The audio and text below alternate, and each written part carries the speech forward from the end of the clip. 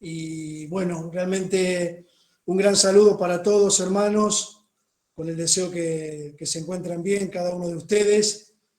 Bueno, muchas gracias por la invitación en esta noche para poder compartir de la palabra de Dios y aprovechar esta oportunidad de lo que es la virtualidad, de poder, no sé qué distancia puede haber de Pergamino a Formosa, pero debe haber unos cuantos miles de kilómetros, seguramente, pero qué bendiciones que por medio de la virtualidad podamos tener la oportunidad de estar juntos para poder escuchar acerca de la palabra de Dios. Así que, bueno, nuevamente la gratitud y como, bueno, cada oportunidad que tengo de poder compartir, agradecerles por aquellos que están orando, tanto sea por mi familia y por mí en forma personal. Y bueno, les sigo rogando, ¿cierto?, que nos sigan apoyando con sus oraciones por cada uno de nosotros, por mi esposa, por mis dos hijas, por mi yerno, todo lo que Dios está permitiendo aquí en Pergamino. Y desde ya, bueno, agradecerle por sus oraciones en favor nuestros. Bueno, también, bueno, quiero agradecer, si bien, bueno, algún día tal vez la puedan conocer, agradecer a mi hija que me ha ayudado con todo lo que ha sido la presentación que van a ver en esta noche.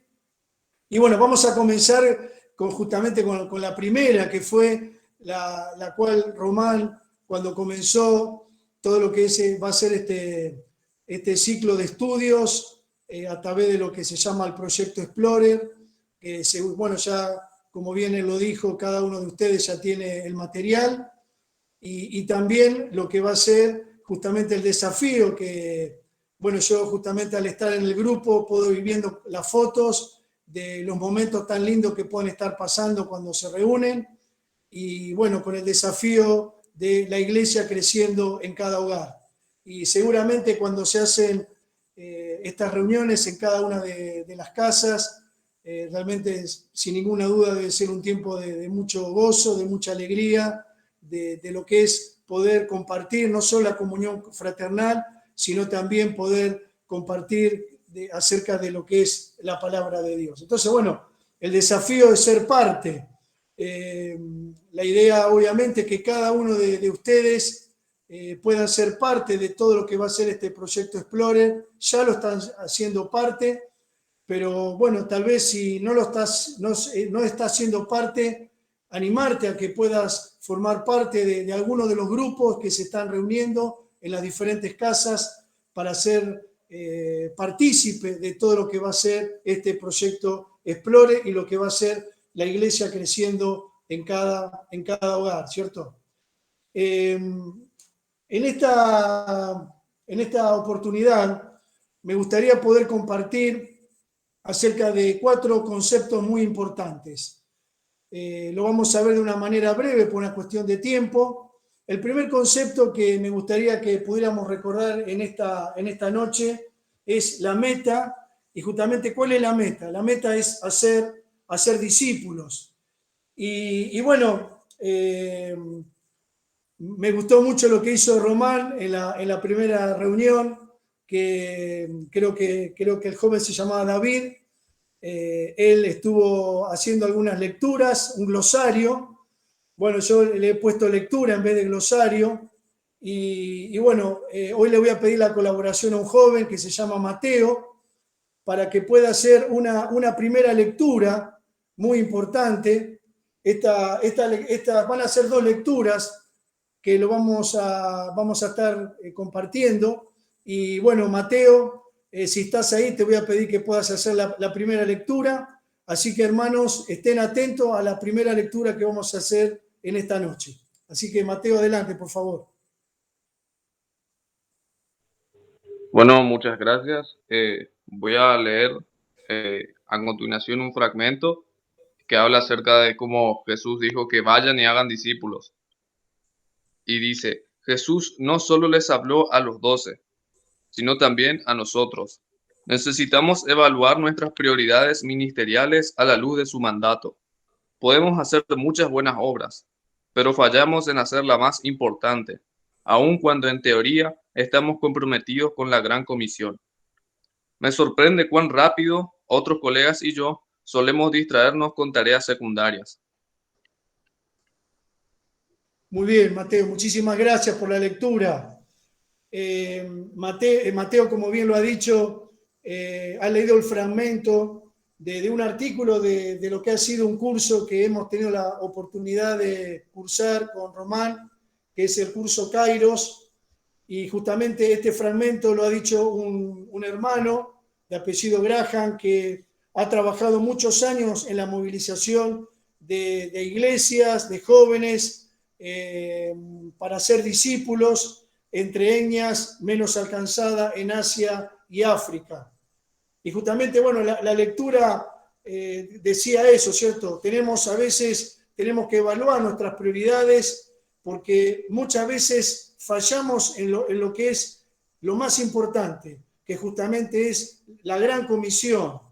Entonces, podemos mirar, por ejemplo, y recordar que Jesús va a presentar la gran comisión en Mateo capítulo 28, versículos 19 y 20, que dice: por tanto, id y haced discípulos a todas las naciones, bautizándolos en el nombre del Padre y del Hijo y del Espíritu Santo, enseñándoles que guarden todas las cosas que os he mandado, y aquí yo estoy con vosotros todos los días hasta el fin del mundo. Amén. Recordamos estas palabras tan importantes.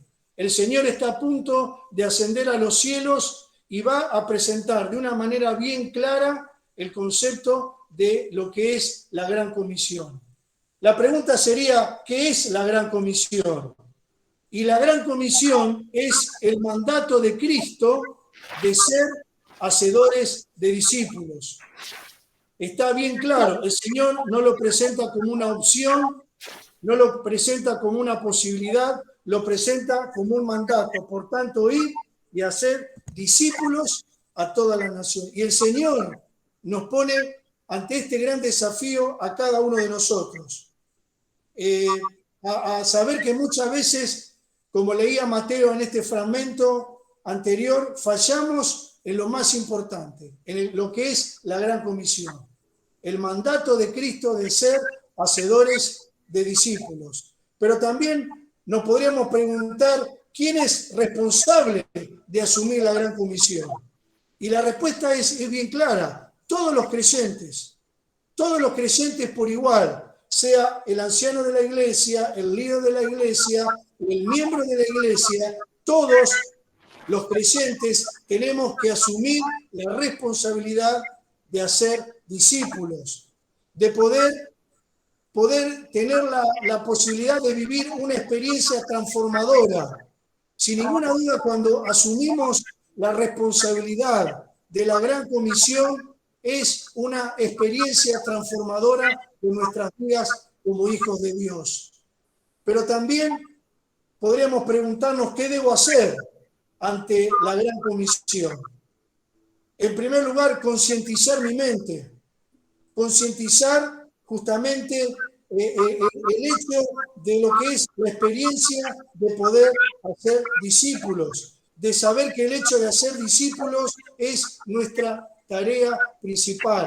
Debemos concientizar nuestra mente, pero también convencer nuestro corazón.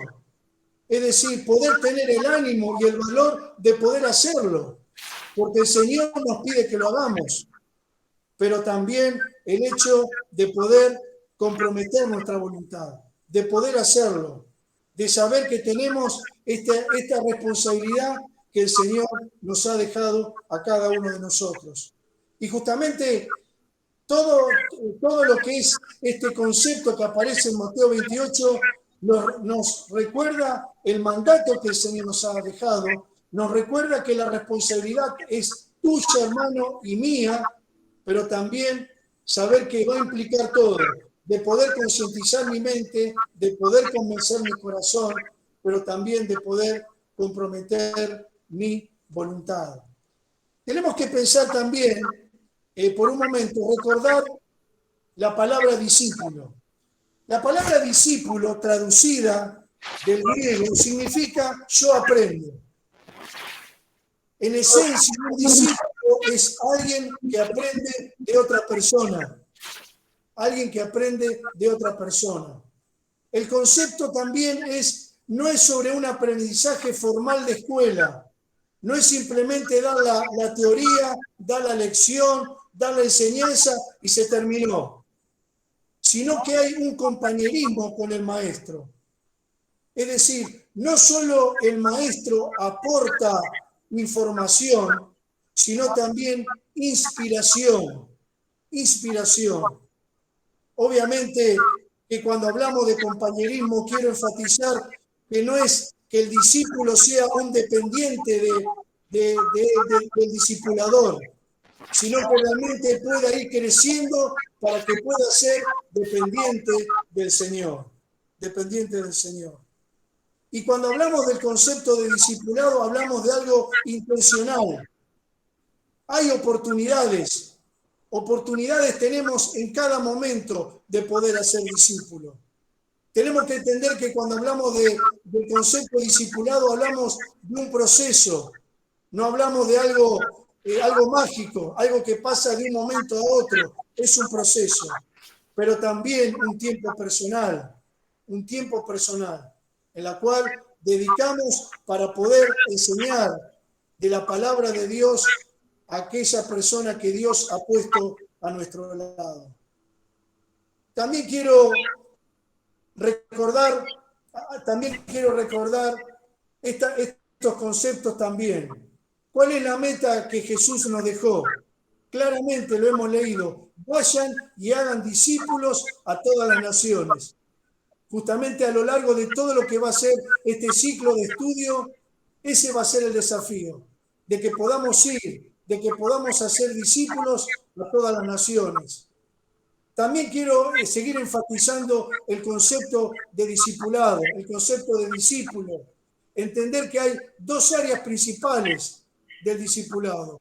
Como les decía, hay un compañerismo o una comunión con el maestro. No es una relación fría, una relación nada más que es solamente cumplir, sino que realmente hay un compañerismo y hay una comunión. Y seguramente cuando yo estoy diciendo eso, tal vez usted esté pensando en el Señor. El Señor, cuando estuvo rodeado de aquellos 12 hombres, no fue una relación fría o distanciada, sino que realmente uno ve cómo el Señor tuvo un compañerismo y una comunión, siendo Él el maestro, con aquellos hombres que Él había llamado para que estén a su lado. Pero también tenemos que entender otro concepto importante es la comunicación o extensión de lo enseñado a otros. Todo aquello que hemos recibido del Señor, el desafío es poder comunicarlo, poder extenderlo también a otras personas. La pregunta es en esta noche, ¿tenés personas específicas en quienes están invirtiendo, en quienes estás invirtiendo tu vida? Recuerdo en alguna oportunidad, estando allí en Palabra de Vida como alumno, me acuerdo un profesor que nos decía, si estábamos orando para que Dios nos dé una persona que le podamos hablar del Señor, pero que después le podamos discipular. Entonces la pregunta es, si vos tenés alguna persona específica en el quien puedas estar invirtiendo tu vida. Recordaba cómo tal vez ha sido tu experiencia, cómo fuiste discipulado en tus primeros meses como creyente. ¿Te acordás?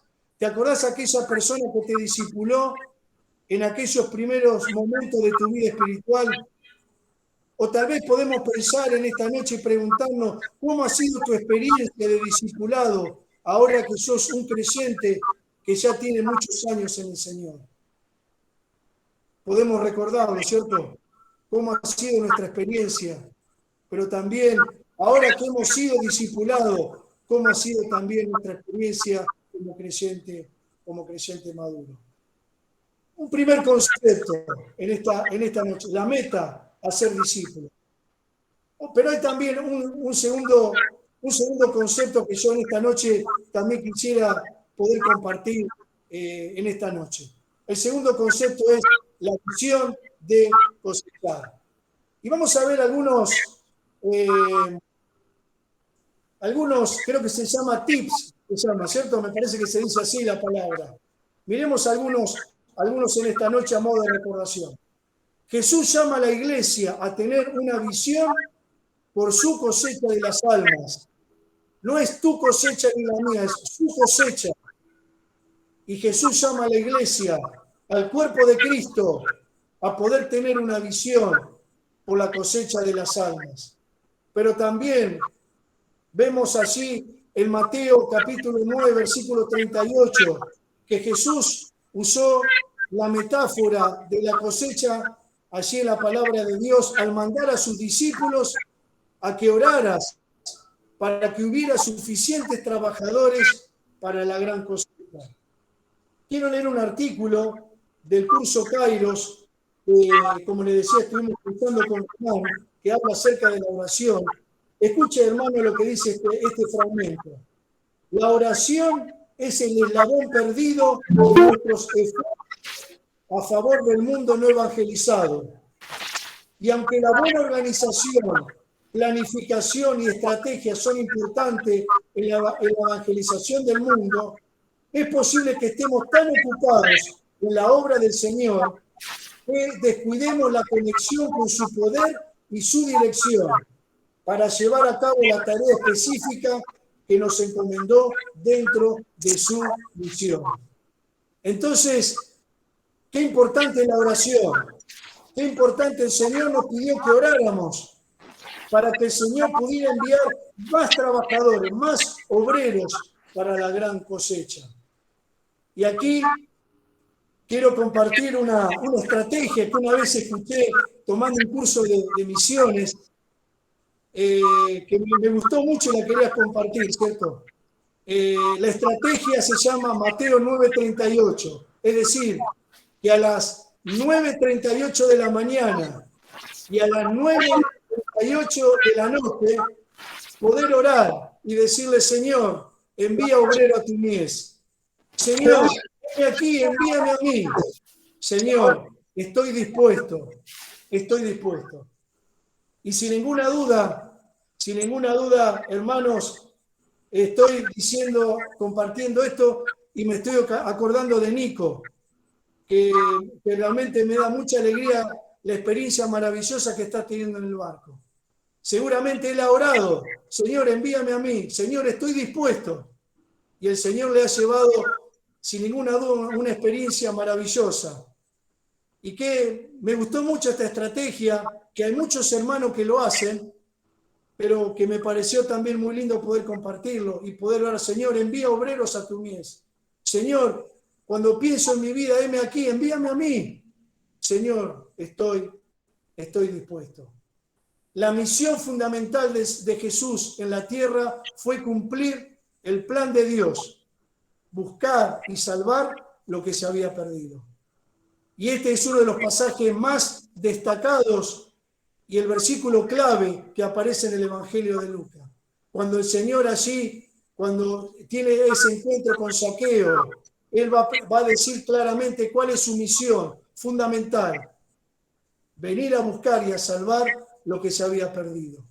Y recuerden, hermanos, Él entra en Jerusalén montado en un pollino y sale de Jerusalén cargando una cruz, porque justamente Él tenía esa misión: buscar y salvar lo que se había perdido. Jesús fue un gran visionario. Jesús, siendo el Hijo de Dios, Él vio antes y después de la cruz. Y qué maravilloso es pensar que el Señor, nadie atraviesa lo que Jesús pasó sin tener visión. Él tenía visión.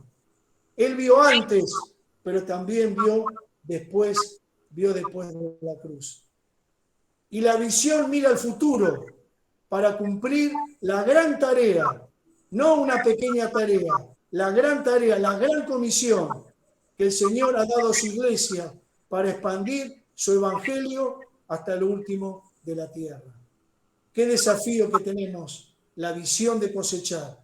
Qué desafío, qué tarea que tenemos, querido hermano y hermana, de que podamos como iglesia expandir el evangelio del Señor Jesucristo hasta lo último de la tierra.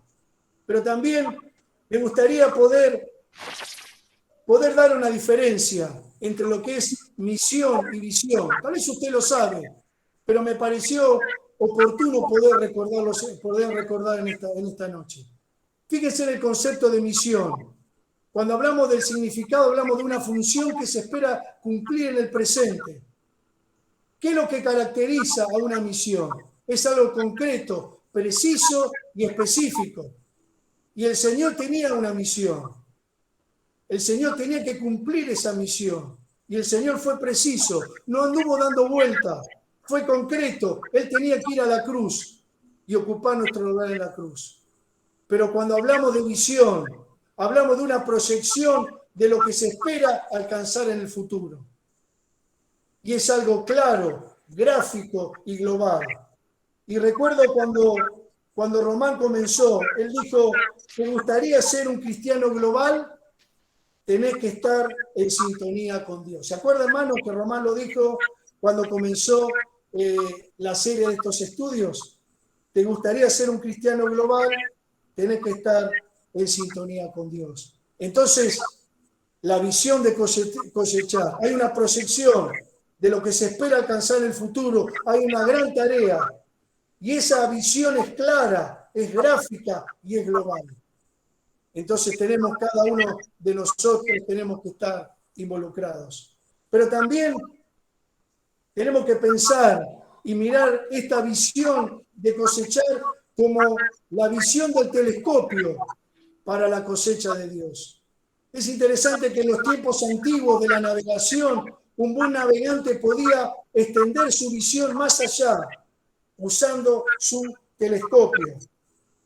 Esa persona extendía su telescopio y aquellos lugares lejanos que podía ver remotamente, solo con el ojo llegaban a ser más claros y cercanos a él. Aquellos lugares lejanos, remotos, cuando él extendía ese telescopio, eran lugares que pasaban a ser cercanos y claros. Y pensando en este concepto del telescopio, podemos aplicar esta analogía al cumplimiento de la gran comisión en la figura del telescopio. Y aquí la vemos, ¿cierto? Aquí lo vemos. Y lo vemos claramente en el concepto de Hechos 1:8, ¿cierto? Me seréis testigo en Jerusalén, Judea, Samaria y hasta lo último de la tierra. Que podamos tener una mirada global. Queridos hermanos, el concepto de Hechos 1:8 es un concepto simultáneo. Es un concepto simultáneo que se extiende a mi vecino, pero que se extiende hasta el último musulmán. Que se extiende a aquella persona que está a mi lado, pero que se extiende hasta el último hindú.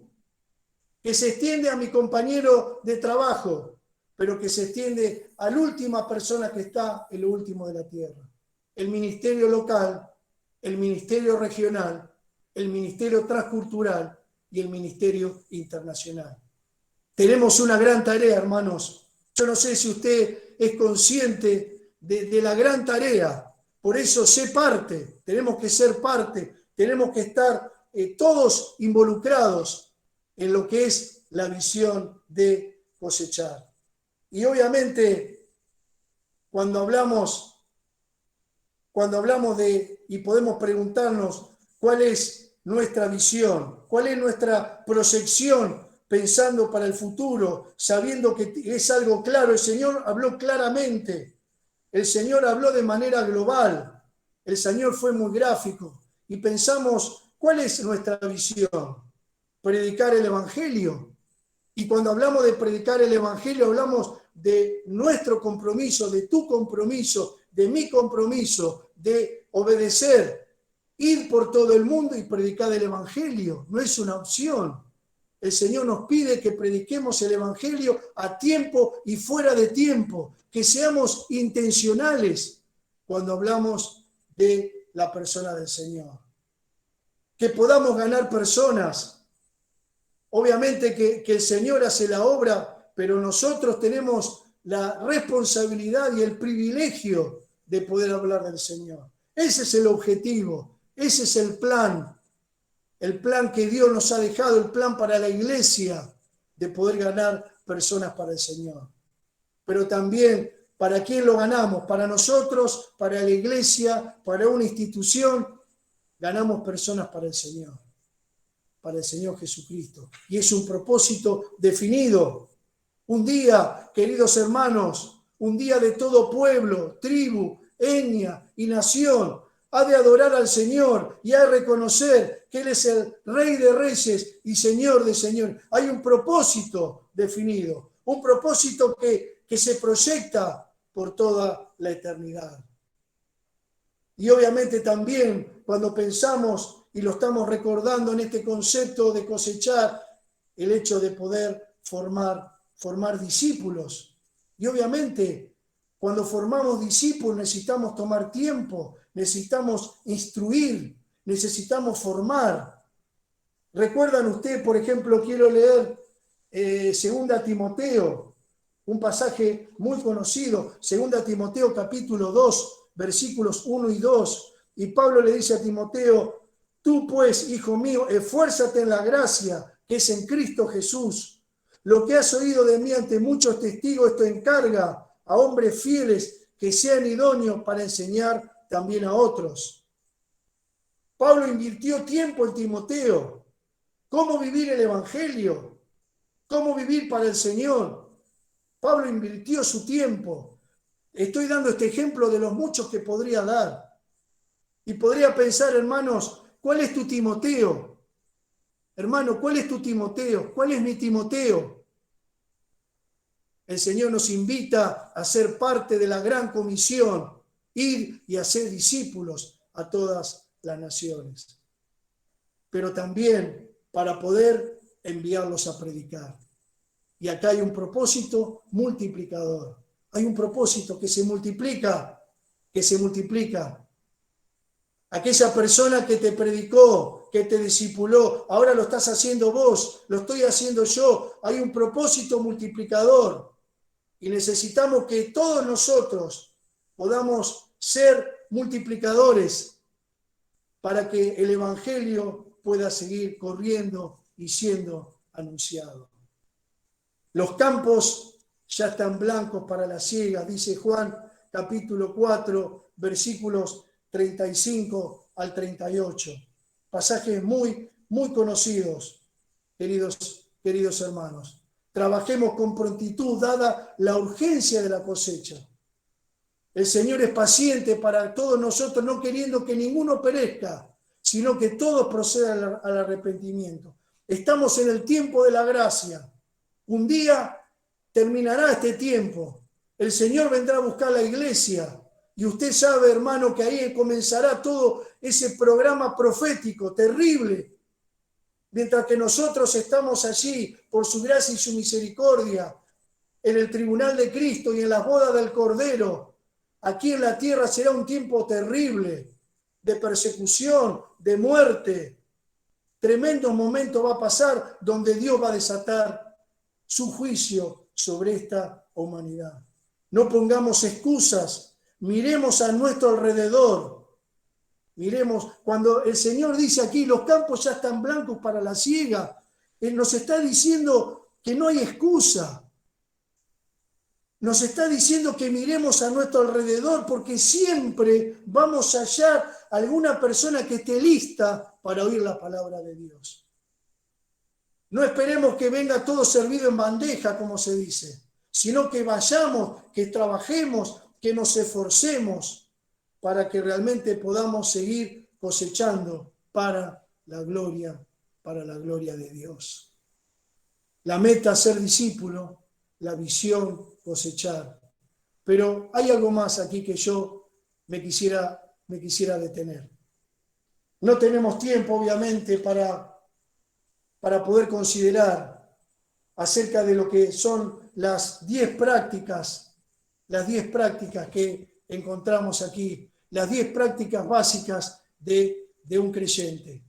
Ahí encontramos, tal vez después puedo colgar en el grupo, puedo poner esta diapositiva, pero aquí vemos obviamente un resumen de las lecciones transformadoras enseñadas por el Señor a sus discípulos, que después fueron los apóstoles. Y obviamente los apóstoles lo pusieron en práctica.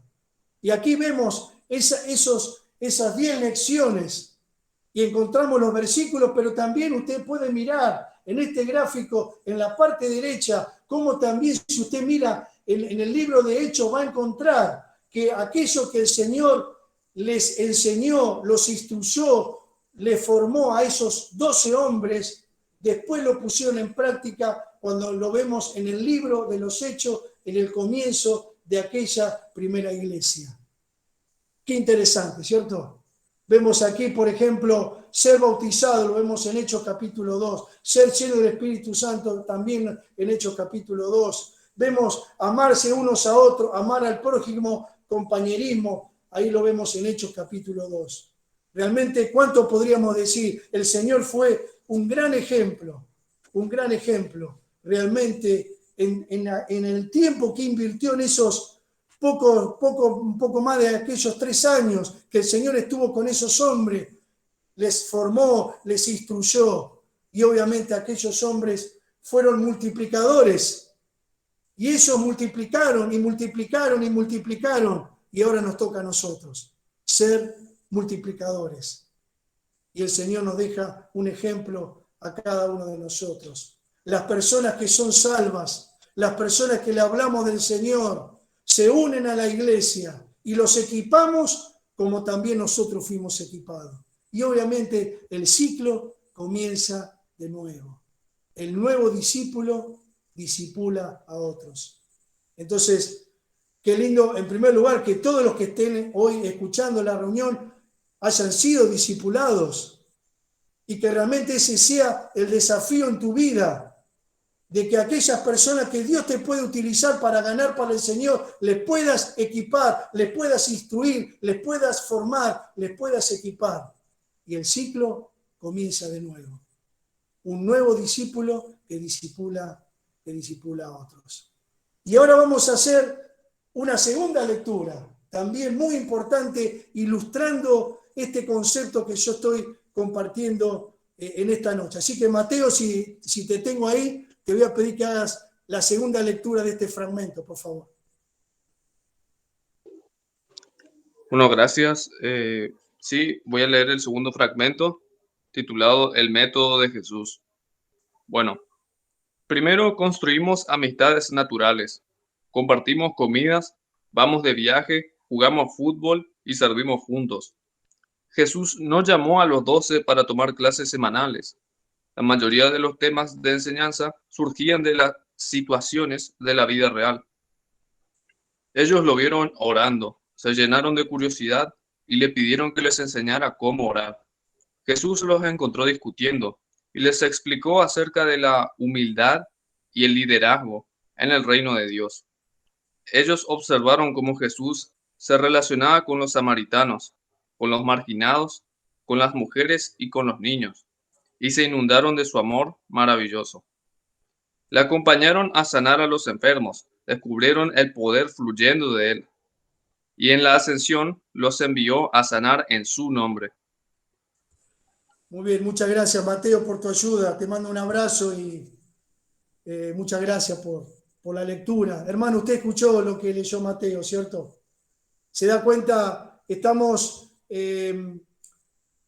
pensando justamente en lo que yo decía al principio, compañerismo, el hecho de no solo dar información, el Señor enseñó mucho, pero el Señor fue una inspiración para aquellos hombres. Ellos vieron al Señor enseñando, pero también inspirando. Y aquí lo vemos, cómo Él se relacionaba con los samaritanos, con los marginados, con las mujeres, con los niños. Y esos hombres estaban viendo que no era una cuestión de un Señor lejano, que nadie se podía acercar a Él, que nadie le podía tocar, que tenía que haber algún intermediario. El Señor se presentó como alguien cercano, como alguien que se le podía tocar, se le podía ver, se le podía oír. Entonces, queridos hermanos, realmente cuando leemos y tenemos ni más ni menos que el ejemplo del Señor, nos invita a cada uno de nosotros a poder tener ese compañerismo y esa comunión con aquella persona que hemos de discipular. Vayan y hagan discípulos, pero esa cuestión no es, como les dije en varias oportunidades ahora, no es algo frío, algo lejano, sino que hay un compañerismo, una comunión, un acercamiento, una vivencia, como la que tuvieron aquellos hombres, aquellos 12 hombres con el Señor cuando estuvo aquí en la tierra. Y vamos a ver, estamos viendo 4 conceptos en esta noche. La meta, hacer discípulos. La visión de cosechar.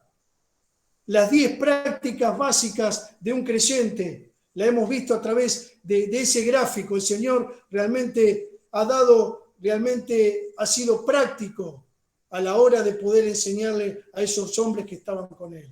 Pero también quiero hablar de evidencias, ya para ir terminando. Evidencia de un nuevo nacido, de una nueva persona. La palabra evidencia, si uno la busca en el diccionario, significa certeza manifiesta que resulta innegable. Y hay evidencias. Cuando uno recibe al Señor, cuando una persona recibe al Señor, hay evidencias. Hay una certeza, algo que es innegable, que realmente esa persona ha pasado de muerte a vida. Ha pasado de las tinieblas a su luz admirable, como dice la palabra de Dios. Y una de las tantas evidencias que yo podría mencionar, una de las tantas, es justamente la que aparece ahí, es imitar a Cristo. Pablo dijo, sed imitadores de mí como yo de Cristo. Y realmente una de las evidencias que cada uno de nosotros tenemos que tener en nuestra vida, que tiene que ser algo innegable, es el hecho de poder imitar al Señor, de que podamos imitar al Señor. Entonces, hablando un poquito justamente de poder imitar al Señor, justamente cuando hablamos de la gran comisión, hablamos que el Señor nos deja a cada uno de nosotros la gran comisión. Acá va a venir algo que en un sentido les va a tocar a ustedes, y es investigar el ejemplo del discipulado de Jesús en los evangelios. Yo les voy a dejar, si ustedes me permiten, una pequeña tarea, con total libertad obviamente, para poder hacerla en cada uno de los grupos que tienen en las diferentes hogares donde se reúnen. Poder investigar el ejemplo del discipulado de Jesús en los evangelios. Yo después voy a colgar en el grupo, voy a colgar este gráfico, este cuadro, donde ustedes ahí van a ver algunos pasajes, Lucas, Mateo, Juan, otra vez el Evangelio de Lucas, otra vez el Evangelio de Juan y el Evangelio de Marcos. Y acá hay cuatro conceptos que yo lo titulé así: selección, asociación, instrucción, santificación o purificación, provisión y proyección. ¿Qué es lo que me gustaría invitar? Es que podamos ver justamente cómo fue como dice aquí, vamos a mirarlo de nuevo, cómo fue el ejemplo de discipulado que vemos del Señor en los evangelios. Obviamente que podemos sacar mucha información, pero me gustaría por lo menos dejar como tarea, por llamarlo así, para después compartir en cada grupo de las casas que se reúnen, poder leer cada uno de los pasajes que están aquí y poder sacar algún concepto importante. Yo, por ejemplo, para dar alguna sugerencia, es antes de reunirse, decir, bueno, yo me junto el día martes, por ejemplo. Bueno, el día lunes voy a procurar leer cada uno de los pasajes que aquí aparecen. Por ejemplo, hay que leer todo Mateo 13, todo el Evangelio de Juan capítulo 14, y sacar algún concepto relacionado, por ejemplo, con el título que yo le he puesto ahí. Les voy a dar una ayudita. Voy a buscar mis notas. Por ejemplo, cuando habla allí de selección, que habla de la selección de aquellos hombres que iban a estar con él, por ejemplo, uno de los conceptos es que él oró primero. Él oró por aquellos hombres. Él no fue a la aventura, sino que él oró. Por ejemplo, cuando en Juan capítulo 13, que habla de santificación y purificación, uno de los conceptos que aparece ahí, que él los amó. Entonces, no sé si soy claro, pero simplemente a través de la lectura, de manera personal, poder sacar algún concepto que ustedes ven. El Señor, por ejemplo, dejó en el proceso de discipulado a las personas que estaban a su alrededor, que en este caso fueron sus discípulos. Les doy un ejemplo. Estoy discipulando a una persona un poco mayor que yo. Y le estoy hablando acerca del Señor en cuanto a lo que es la santificación, porque Él tiene que tomar decisiones importantes. Él está en una relación que no es una relación que lo va a santificar. Entonces, justamente, ¿se dan cuenta? Cuando el Señor habló en Juan capítulo 13, Él habló de la importancia que tenía la santificación. El ciclo continúa, el ciclo multiplicador continúa. Ahora me toca discipular a una persona, a un hijo de Dios, y le estoy recordando que el Señor le pide a él, como me pide a mí, el hecho que podamos vivir una vida santificada, una vida en la cual podamos quitar todo aquello que sabemos que a Dios no le agrada. Entonces, queridos hermanos, les dejo obviamente esta tarea, después si Román o Antonio quieren evaluarlo o no sé si o dar alguna indicación, pero bueno, me pareció muy interesante que tal vez, como les decía antes, poder leer cada uno de los pasajes que aparecen ahí y poder sacar algún concepto relacionado con cada uno de los títulos que allí aparecen. Y después, obviamente, cuando se reúnen a lo largo de lo que es la semana, poder compartir lo que cada uno pudo sacar. Tal vez no sacaste 3 conceptos, sacaste 1. Muy bien, felicitaciones. Lo que puedas sacar. Sacaste 3, muy bien. Sacaste 4, muy bien. Yo tuve la oportunidad de hacerlo en una iglesia en Santa Fe y realmente fue hermoso, porque a veces lo que yo pude sacar, otro hermano sacó otro concepto diferente. No tiene que ser algo simple, sencillo, con tus propias palabras. Así que bueno, queda ese desafío. Hemos visto, mirando un poco esta presentación, la meta es ser discípulos. Tenemos la gran tarea. La visión de cosechar. Hermanos, no pongamos excusa. Hermanos, tenemos que seguir cosechando para la gloria de Dios. El Señor nos ha dejado prácticas básicas que tenemos que transmitir. Lo que el Señor transmitió a aquellos hombres es lo que nosotros tenemos que seguir transmitiendo. Y también aquellas evidencias de un nuevo nacimiento, la evidencia de una persona que conoce al Señor es imitar al Señor, imitar a Cristo. Y vamos a imitar a Él. Hemos pasado de muerte a vida. Aquel que está escrito, nueva criatura es, somos hijos de Dios, hemos nacido de nuevo. Y una de las tantas evidencias es poder imitar al Señor. Imitar al Señor. Y justamente lo vamos a hacer a través de este desafío que yo les quiero dejar a cada uno de nosotros, a cada uno de ustedes. Finalmente, sé parte de este proyecto Explorer. Debo ser un multiplicador. Debo ser una multiplicadora. No 2 por 2 es 4 y 3 por 2 es 6. Multiplicar para la eternidad. Multiplicar para la gran comisión que Dios nos ha dejado a cada uno de nosotros. Seguramente, queridos hermanos, hay mucho más por decir. He procurado hacer un breve recordatorio a cada uno de ustedes y lo que ha sido la reflexión en lo personal. Me gustaría terminar en esta noche pudiendo compartir un pequeño videíto, pero que dura muy poquito, que se llama y nos plantea algo. Si sos un creyente o sos un discípulo. Hermano, ¿qué eres tú? ¿Un creyente o eres un discípulo? Te pido para terminar este momento del mensaje, te pido que estés atento a lo que dice este videíto para ilustrar todo lo que hemos hablado en esta noche. Y después, en todo caso, Román, si quisieras terminar con una oración. Muchas gracias, hermanos.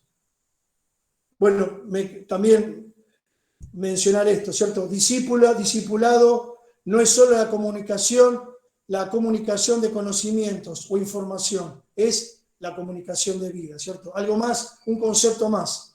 No es solo la comunicación de conocimientos o información, es la comunicación de vida. Así que ahora sí, vamos a ver el video.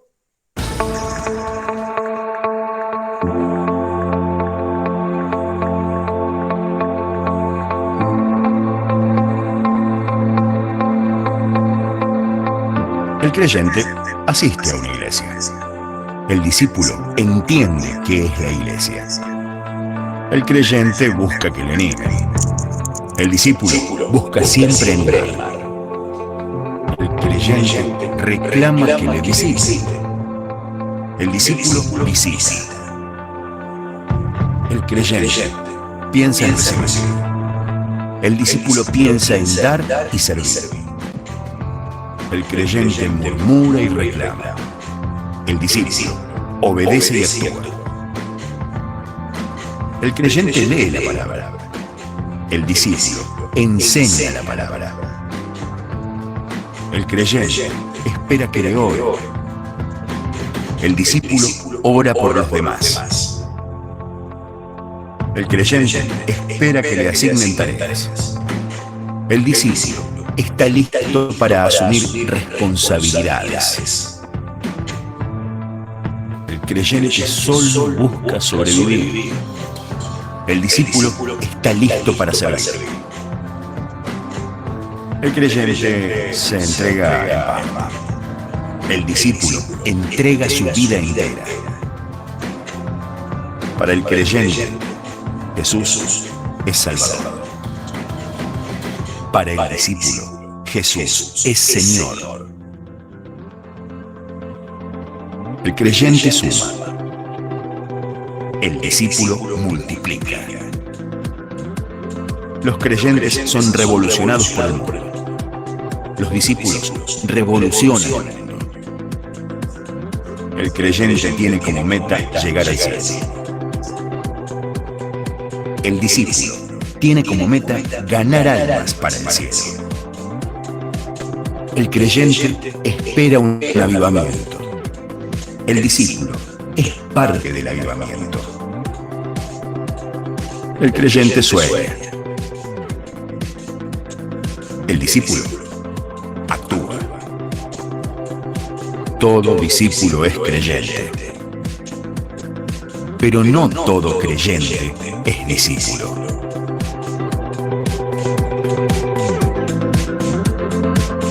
¿Vos sos creyente o discípulo? ¿Qué querés ser?